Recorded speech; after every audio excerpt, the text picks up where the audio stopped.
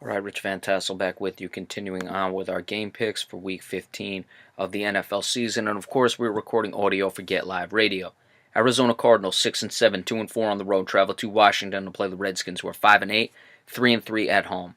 Injuries for the visiting Cardinals: Gabe Martin, linebacker; Earl Watford, guard; Jermaine Gresham, tight end, are out.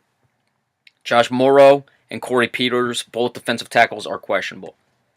For the Redskins, all listed as questionable: Morgan Moses, tackle; Ryan Anderson, linebacker; Maurice Harris, wide receiver; Terrell McLean, defensive tackle; and Chase Roulier, center.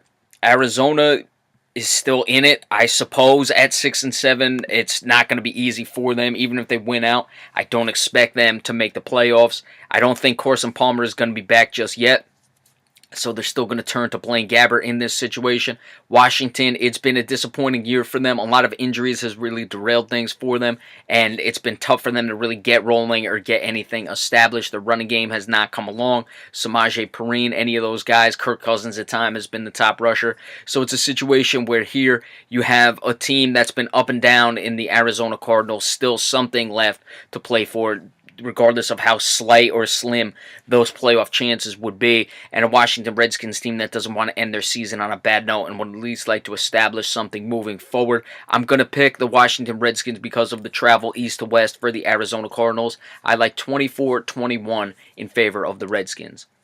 The Philadelphia Eagles, 11-2 on the road, travel to New York to play the Giants, who are 2-11, 1-5 at home. Injuries for the visiting Eagles: of course, Carson Wentz is on injury reserve with the torn ACL. He's done for the season. And Stefan Wisniewski, guard, is questionable. For the New York Giants, Landon Collins, safety, is doubtful. Nate Burhey, safety, is out. Roger Lewis, wide receiver; Travis Rudolph, wide receiver; and Brandon Dixon, a defensive back, are questionable. Let's see exactly what's going to go on with the Philadelphia Eagles without Carson Wentz at this point. Nick Foles has a strong arm. He hasn't played much, so you're going to need him to get reps moving forward. It's nice to go against a Giants team that hasn't been very good. You have Landon Collins likely out of this game. You have another safety missing, so he should have some time, especially with the safeties out. He might be just looking strictly at one-on-one coverage to be able to make the throws, because the safeties, who are the second stringers, might not be able to get over and close gaps and fill those things at times.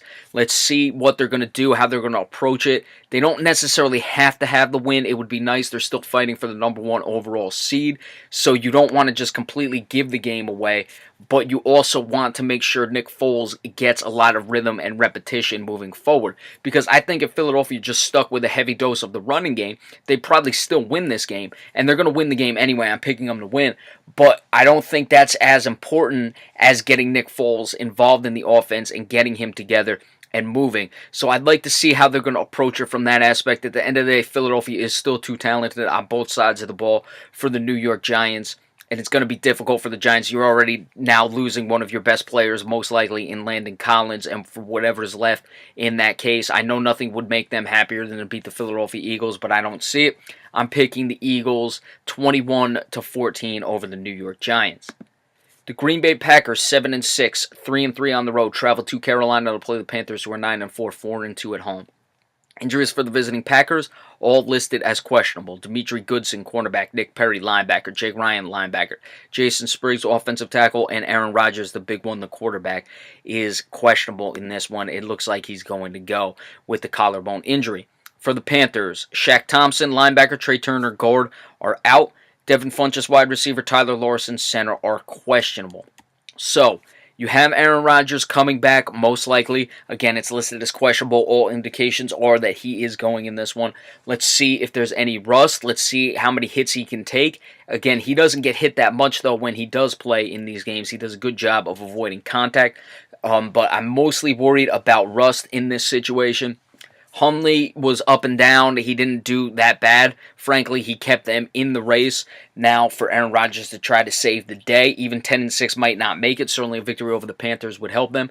So the Panthers, let's see if they're able to keep Aaron Rodgers in the pocket, get some hits on him, make him make throws. Let's look for Worley and Bradbury, the two corners for the Panthers. I'd like to see a lot of press to force Aaron Rodgers to spend more time and not let him get the ball out of his hand quickly. For the Carolina offense, it's going to be a lot of Cam Newton. Will Jonathan Stewart be on or will Jonathan Stewart be off? I think that's a very important part of this game. I'm liking the Panthers in this one. It's a tough game. I'm going with 27-24. I think there's still going to be a little too much rust on Aaron Rodgers, and Carolina's really playing well. Their defense has done enough at times, and those corners have really come along, and I think they'll mitigate the passing game of the Packers. The Houston Texans, 4-9, 1-5 on the road, travel to Jacksonville to play the Jaguars, who are 9-4, 5-2 at home. Injuries for the visiting Texans: Braxton Miller, wide receiver; Jelani Jenkins, linebacker; Kendall Lamb, offensive tackle, are out. Jadeveon Clowney, defensive end; Mikael Pruitt, tight end, are questionable. Of course, that doesn't include guys like Deshaun Watson, J.J. Watt, Whitney Merciless, who have been done for the year for a long time. For the Jaguars, Allen Hurns and Larry Pinkard, wide receivers, are out. Leonard Fournette, the running back, is questionable. Jacksonville, I'm not sure if a win would clinch it on its own. I believe they would still need a couple other teams to lose, but there is a potential that the Jacksonville Jaguars can come out of tomorrow in the playoffs. So let's keep an eye on that. Everything else that continues, this is a 1 o'clock game, so it's not like they're going to see any of the scores that would help them in their calls from before, so they just got to come out and stay focused. You have a team that hasn't really been there before. They got that big win against the Seattle Seahawks last week. They have a weak Houston team, and again, I use weak in the sense that they are very injured. I don't really question any of the desires on the Houston Texans team. I just mean weak as far as injuries. So let's see, can they put this team down? It is a division opponent, so they certainly know the Jacksonville Jaguars. It's going to be a tricky one. I think Houston is going to come away with the victory in this one. They're almost certainly down to their third-string quarterback at this case, and I just don't like it for the Jacksonville Jaguars. Jacksonville's going to make the playoffs this year, don't get me wrong, but I've had my issues with this team in the past, and I think this is going to be one of those games where the lack of maturity rears its ugly head for the Jacksonville Jaguars yet again. All right, we will be back in just a few minutes to continue on with our game picks for Week 15 of the NFL season. Be sure to stay tuned. Thank you.